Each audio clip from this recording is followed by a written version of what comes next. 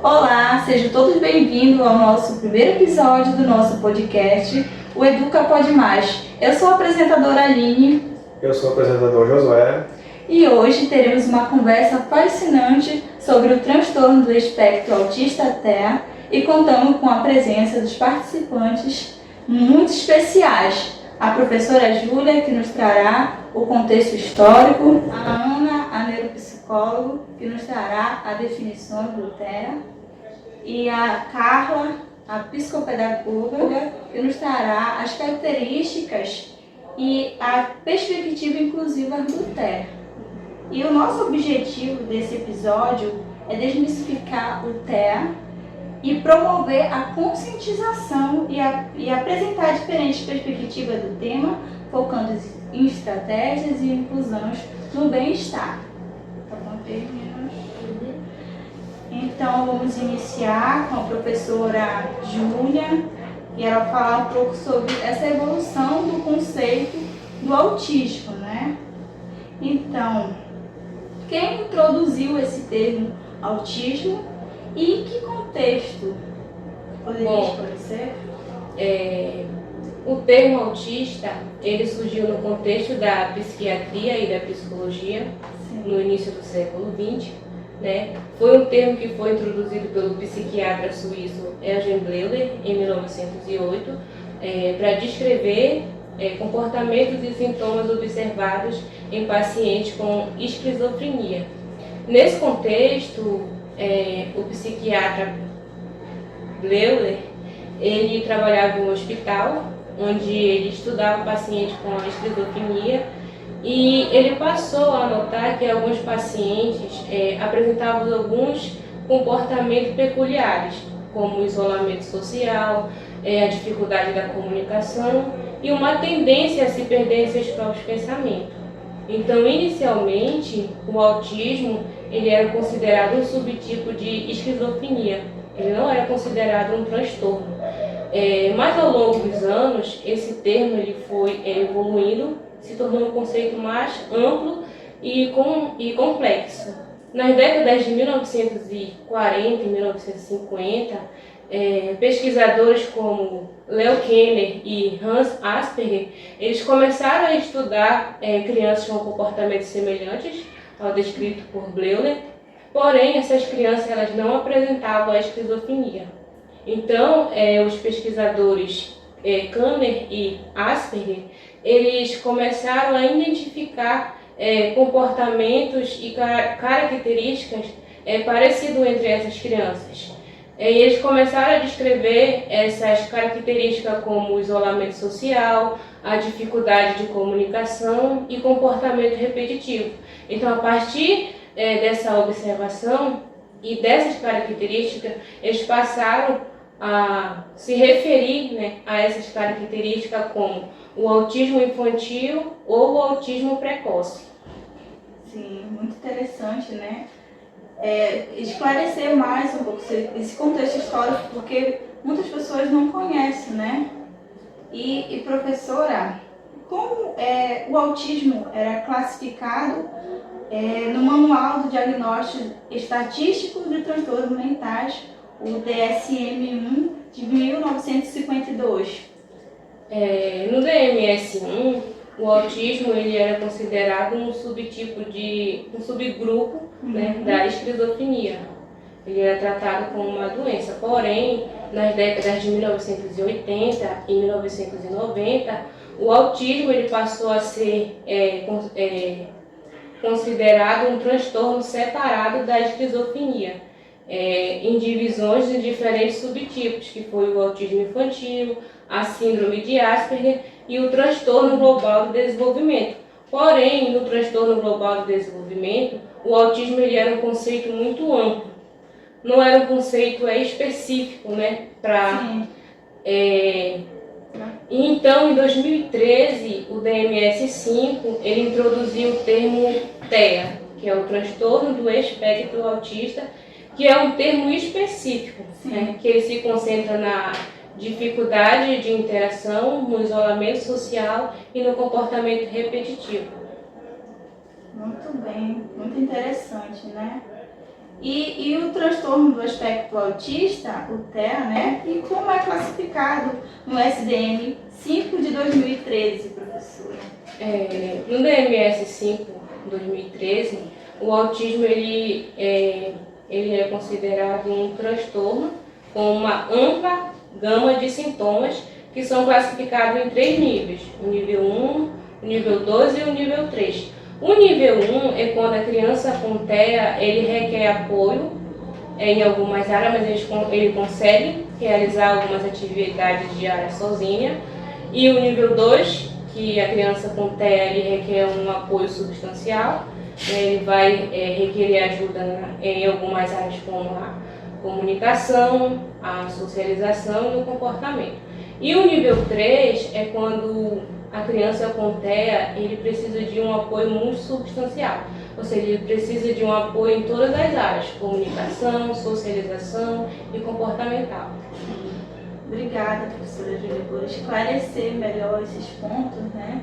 É muito interessante a gente conhecer, né? Verdade. É muito interessante, né? A gente vê que é um assunto muito atual, né? Precisa ser discutido mais vezes. E é muito importante a gente ter a presença de vocês aqui, né? Para a gente estar tirando a dúvida das pessoas em casa.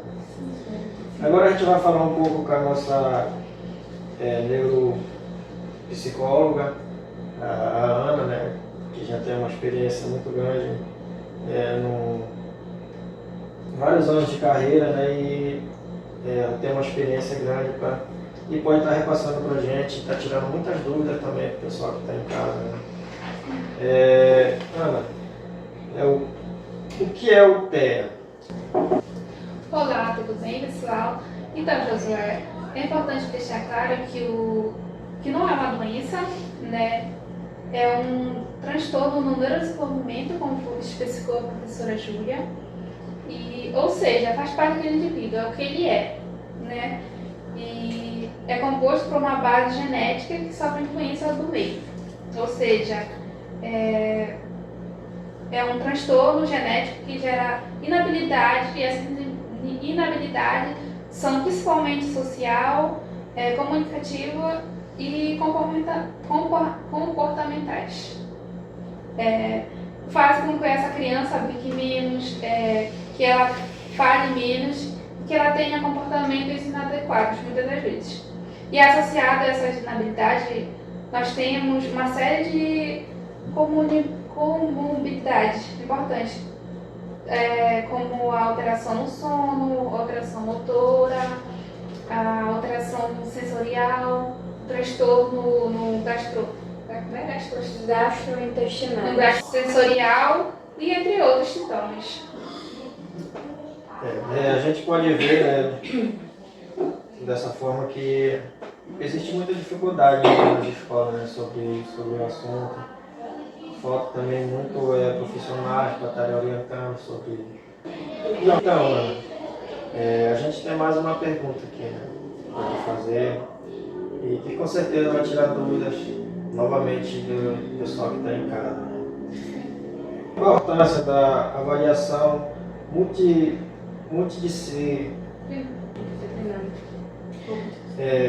diagnósticos individualizados. Então, Josué, é muito importante essa pergunta para deixar claro, né, que tendo esse diagnóstico mais cedo, é mais fácil de desenvolver essa criança, né? O transtorno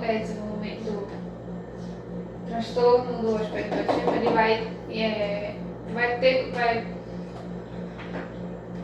o transtorno vai fazer com que essa criança ela tenha alguns desafios. Então, os tratamentos vêm ajudar essa criança a se evoluir, né? A partir do que a gente tem o diagnóstico, a gente consegue direcionar a mãe dessa criança a ir buscar os tratamentos que ela precisa, como fonológico,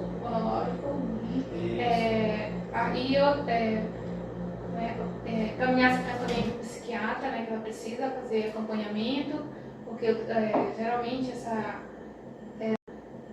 tende a ter muitas problemas psicólogos, ela precisa fazer esse acompanhamento e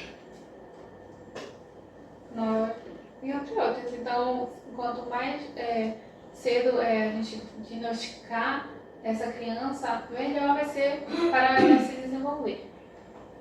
Muito importante, né? A gente percebe que com o passar do tempo, né, se torna mais difícil para aquela criança, da forma que ela vai ficando mais, vai avançando na idade, né, se torna adolescente, até mesmo posteriormente adulta, né? Diagnosticar. Então, quanto mais cedo, é muito melhor, né? Sim. Agora uma pergunta aqui para a nossa psicopedagoga, né? Cara, quais as principais características da pessoa com TEA? Olá, tudo bem, gente? Bom, depende muito do nível do autismo, né? Muitas das vezes as crianças com TEA, elas são agressivas, muitas das vezes, não são em todos os casos. Tem as dificuldades de comunicação, dificuldade de interação social, o toque, né? E também, muitas dessas crianças com TEA, de um nível mais elevado, elas se machucam. Por exemplo, elas arrancam as unhas. Nossa. Né? É muito difícil. Né? Você já deve imaginar uma mãe atípica, né, dessa criança com TEA, viver numa sociedade hoje que é muito preconceituosa, né? Então, eles têm várias características. Por exemplo, ao som. Se você está em um ambiente que está com um som elevado, essa criança com TEA, com transtorno do espectro autista, ela tem a sensibilidade nos ouvidinhos ao som, né? A sensibilidade à luz, muitas das vezes. São várias características que nós identificamos e levamos, encaminhamos essa criança para fazer um acompanhamento adequado, né, com o profissional certo, para que ela venha ser acolhida, muito bem acolhida nas escolas, e tenha um acompanhamento. A dificuldade delas com a emoção, de expressar suas emoções, né, é bem complicado, gente. As mães atípicas, a gente não pode olhar só para a criança com o TEA, que muitas das vezes elas evoluem também o TDAH. É bem conexo, né, aí, autismo e TDAH. E assim, essas mães atípicas, elas sofrem muito também nessa sociedade, que é muito preconceituosa. Deveria ter um olhar não só para a criança, mas um acompanhamento também com as mães, que a gente encaminha, nós encaminhamos para fazer um acompanhamento com psicólogo, com pedagogo. E assim, é muito importante falar sobre esse assunto, porque hoje tem muitos casos, e como as profissionais aqui já falaram, se for mais cedo identificado que a criança tem o autismo ou tem o TDAH, é muito mais fácil ser tratado com medicação, ter um atendimento adequado para essa criança. E a inclusão, principalmente, que é importante de ressaltar, né? Para a escola receber ela da forma que ela merece, ter um acompanhamento adequado. Não só ela, quanto a família, ter um suporte bem mesmo legal ali, porque hoje nós vemos muitos casos aí, né? Por exemplo, aconteceu recentemente na cidade vizinha, em São Paulo, né? Do professor que agrediu uma criança, um menino no tatame. Ele estava lutando capoeira e ele deu uma rasteira. Tá circulando, né, esse vídeo. É muito triste. Eu chorei quando eu vi essa reportagem, viu, Josué? É muito importante mesmo falar sobre o assunto. Isso. Tá? E você falando sobre as mães também, né? A gente percebe que existe mesmo essa falha, né? Da pessoa, dos órgãos, né? Por terem um olhar com mais carinho sobre as mães. Porque ela já tem ali da luta do dia a dia, né? Sim. E tem uma criança com esse transtorno. A gente tem que ter um olhar mais específico também para as mães. Na verdade, a gente acompanha a mãe e a criança, porque a gente encontra resistência né, Josué? Na questão desse tratamento, muitas das vezes os pais realmente não querem aceitar que os filhos são autistas. Eles nasceram ali com um neurodesenvolvimento, né? Então, eles tendem a criar resistência, a não querer, porque muitas das vezes ouve-se falar que, meu filho é doidinho, é isso aqui, não, ele é especial. Não, gente, não é assim. A gente encontra esses pais porque com essa dificuldade de aceitação, que eles não querem passar por isso, que é muito constrangedor para eles e para a criança, né? Muitas das vezes passa assim, porque o teu filho é muito mal, ele bate no fulano. Todo dia uma chamada na secretaria da escola. E esse profissional que está lá na escola nem está preparado muitas das vezes para atender esta criança e esta mãe. Aí não tem o quê? Aquele nexo. Escola, família, família, escola, aluno. Então, é muito devastador a gente ver isso, gente, cada reportagem, olha, eu fico lisonjeada de vir participar aqui com vocês desse podcast, mas a gente vê, assim, o número é assustador das pessoas que são destratadas, né, são desvalorizadas em questão, e a questão do preconceito é muito grande, né, muito obrigada, gente. E também, às vezes, a pessoa também não tem um conhecimento, né, adequado e acaba passando, deixando passar, né? Não percebe que aquela pessoa tem aquele grau de autismo, né? Muito importante. Né? Voltando aqui com a professora Júlia, né?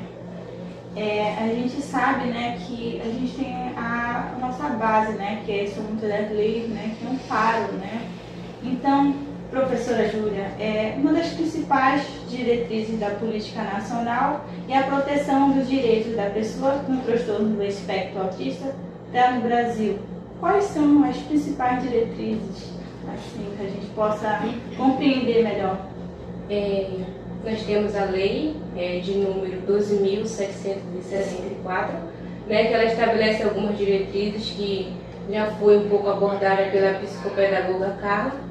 E essas diretrizes, elas se destacam da seguinte forma: o reconhecimento, né, do TEA como uma deficiência para todos os efeitos, para que essa criança ela venha ter seus direitos e acessibilidade. Tem também a garantia da educação, saúde, trabalho e assistência social. Essas crianças elas são amparadas pela lei. Tem também o apoio, né, à inclusão e reabilitação dessas pessoas em todos os campos da sociedade. E essas leis também elas dão diretrizes sobre um apoio tanto para as famílias como para os cuidadores. E também elas promovem diretrizes que estabelecem, né, programas de inclusão para atender essas pessoas com TEA. Então, a gente vê que é muito importante, né? A gente até mesmo conhecer um pouco sobre as leis, estudar, perguntar, tirar dúvidas, né? E tem também a lei, né, que é a lei 8.080 de 1990. Essa lei ela garante o apoio desse aluno, que é o diagnóstico e o acompanhamento inicial. Sim. Ou seja, o aluno ele vai ser observado e acompanhado na sala de aula, e se for observado algum transtorno, esse aluno ele vai já fazer o acompanhamento e possivelmente o diagnóstico, né? E esse aluno também ele vai passar pelo terapias complementares, como a terapia ocupacional, a fonologia, a psicologia e outros. Como a professora Ana, a neuropsicóloga, né, ela disse, né, Sim, que isso tem que vir desde quando a gente é pequeno, já for reconhecido, já for identificado, né? sim. E a gente começar, né, correr atrás dos direitos, acompanhamentos, né? Sim. Então essa criança, né, assim que ela é observada e ela apresenta alguns sintomas, a escola ela tem esse acesso Sim. a marcar consultas, a fazer essa transferência para o psicólogo, fonoaudiólogo, entre outros, né? E muitas escolas, elas já têm, né, essa parceria com a UBS, né, em alguns bairros, que facilita, né, os familiares. Voltando aqui com a psicopedagoga, a Carla, quais medidas você tomaria na escola para incluir o aluno com TEA? Qual medidas? Bom, primeiramente nós temos que fazer o quê? Uma formação com os professores, reeducar esses profissionais que estão aí hoje, ter uma chamada especial e um olhar carinhoso para atender essas pessoas, principalmente na questão de adaptação de plano de aula, fazer as atividades complementares, se for o caso. Mas como se fala-se de inclusão, você tem que incluir aquele aluno, mas estando junto com os outros ali e aplicar a atividade dentro de sala de aula, a mesma atividade que o aluno está fazendo, mas você vai ter que ter um olhar carinhoso ali para ele. Se ele vai conseguir terminar, se ele está fazendo mais a mesma atividade, mas no nível dele.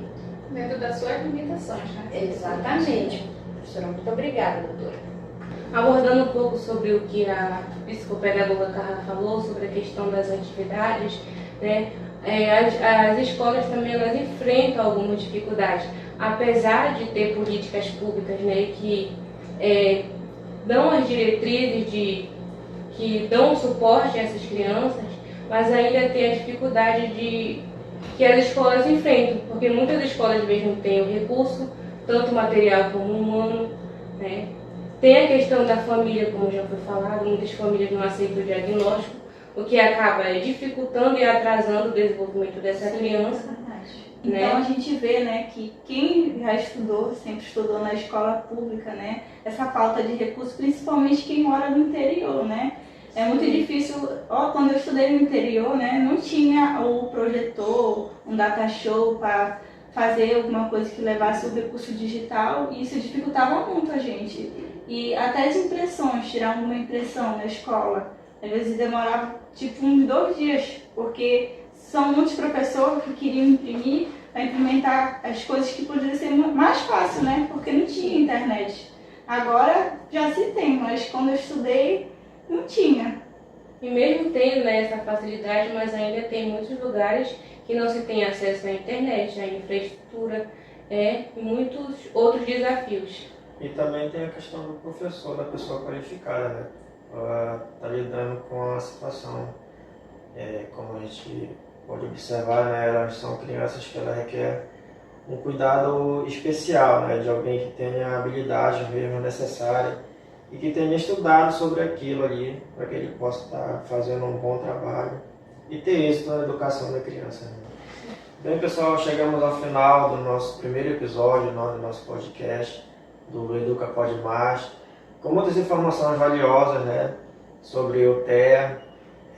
Agradecemos imensamente a presença de cada uma das profissionais que se disponibilizaram a estar aqui nesse momento, trazendo informações que acredito que vai agregar mais conhecimento, não só para você que está em casa, mas para a gente que está aqui também, que a gente adquiriu com toda certeza muito conhecimento, né, tendo essa conversa aqui com essas profissionais, né.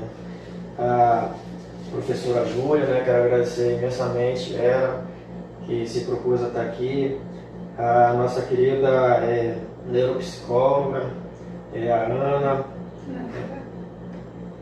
Muito obrigado pela sua presença. Também a psicopedagoga, a Carla, né, que são pessoas que têm um trabalho extraordinário, né, por onde passam, elas sempre fazem um trabalho excepcional com as crianças. E muito obrigado por tudo e esperamos voltar com muito mais informações para vocês aí e até a próxima, tá? Tchau. Tchau. Obrigada.